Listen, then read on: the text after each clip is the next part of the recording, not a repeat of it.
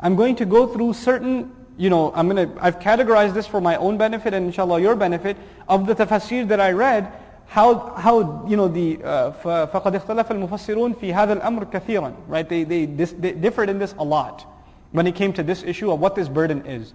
So the 6 or 7 opinions I did find, I'm going to share them with you bit by bit so we have a good understanding of what Allah is saying Azza wa Jal when He says He relieved the messenger's burden for him.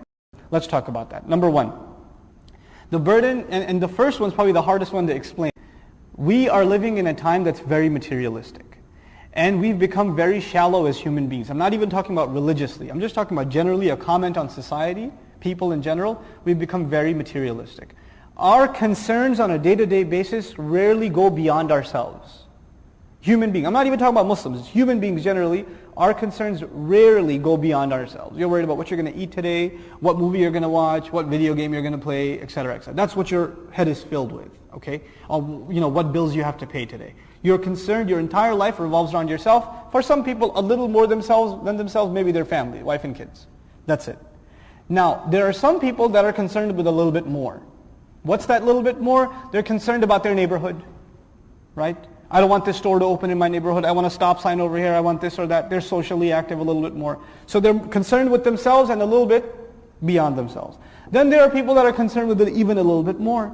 They don't just think about themselves and their neighborhood. They think about maybe policies, politics. They want to get active in some sort of, join some sort of cause, right? They want to become animal rights or whatever rights, right? And they want to picket for it and this and that. These are people that are now politically active, right? And they're trying to do some sort of humanitarian or other good cause.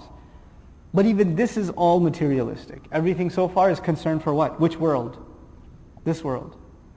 Then there used to be a good number of people in pre-modern society that were not just concerned with what's happening here, but they were concerned, what's going to happen to me after I leave here? Where did I come from? Why am I here? And where am I headed after this is all done? After all, I'm not the first one here. My forefathers have come and gone, and my grandparents, my great-grandparents have come and gone, and just like them, I will come and go. But where will I go? Why did I come and where will I go? They ask deeper questions. They ask, what is this around me? What is justice? How do I find justice in society? How should I live my life? These are deeper questions. The average person you meet, forget asking these deeper questions. They never even think about these deeper questions. They're not that kind of people. Now compare yourself, and by the way, you would say, this is just I guess the philosophy professor thinks about these kinds of questions, right? They think about just abstract, foo-foo stuff, you could call it.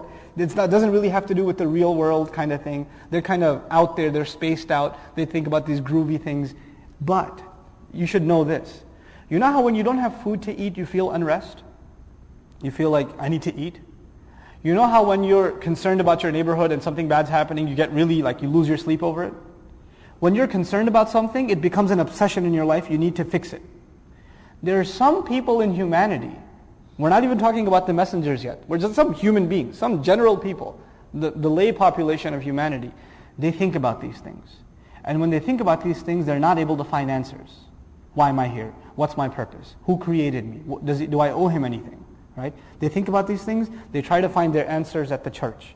They try to find answers at the temple. They try to find answers at the philosopher. Right? They keep getting answers that they're not satisfied with. And this unrest becomes a burden they live with. It takes over their entire life. Again, most people, not at this level. But there are some people.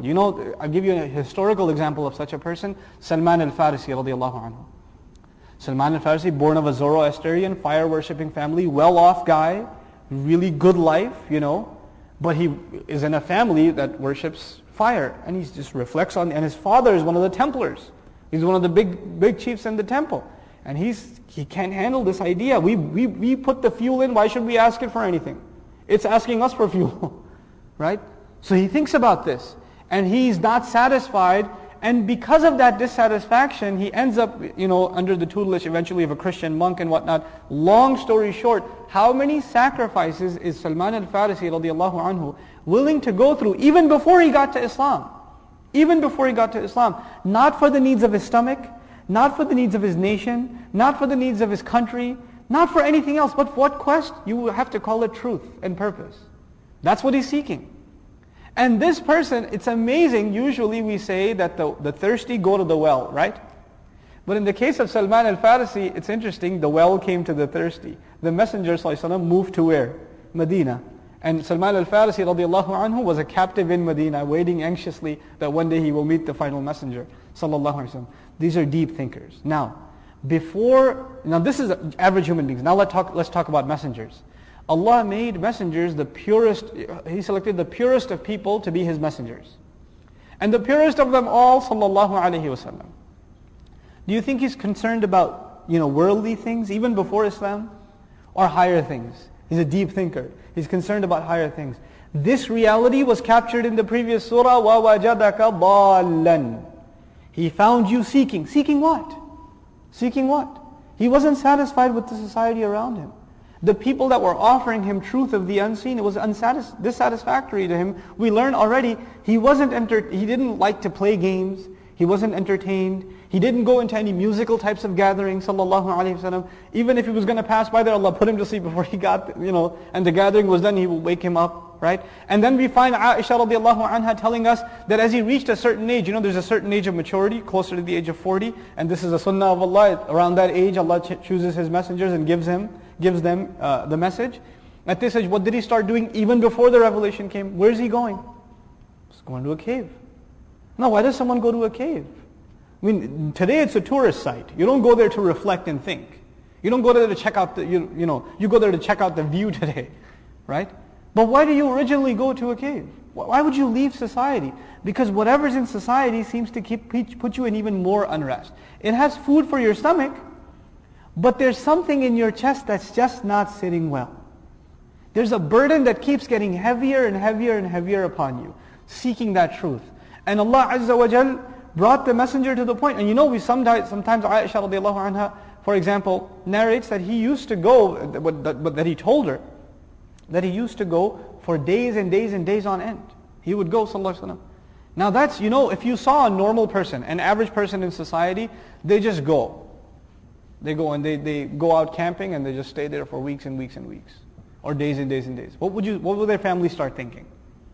This we're really worried about him. What's happening to him, right? In other words, this person might snap. الَّذِي أَنْقَضَ ظَهْرَكَ. The messenger was so desperately seeking the truth, sallallahu alaihi wasallam. He came to that desperate point where he even abandoned society. Like, Alusi comments, Shawkani comments, what was he doing in the cave? At-tafakkur, deep thinking. Deep thinking about what? Right? That's the question. And so Allah Azza wa Jal alleviated him of that burden by giving him the answer. He sent him the angel Jibreel alayhi salam. He sent him اقرأ بسم ربك الذي خلق. This is the first interpretation of the burden being alleviated and the chest being expanded for the Messenger of Allah sallallahu alaihi wasallam.